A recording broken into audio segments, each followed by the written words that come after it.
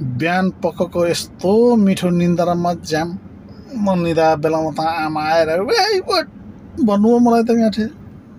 हजुर आमा किन बोलाउनु भयो भनेको त छक्कासम्म सोध्छस् भैँसीलाई गोबर फाल्नु पर्ने 70 काट्नु पर्ने भन्नुभयो मलाई त ल त नि आमालाई दुःख भयो होला भनेर गएर 70 काटेँ नि काट्नु के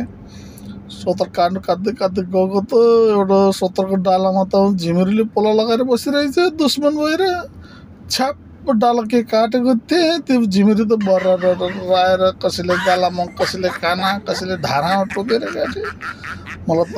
गाला यता सुन्ने कान पनि यता सुन्ने बल्ल बल्ल बल्ल बल्ल 70 को भारी पुगाएर छ्याप्पै भिजेर पानी परेको थियो बर्खामा आशा आएर छ्याक्क भारी बिसाएर भैँसीको गोबर सर फाले भैँसीलाई 70 ओछाएर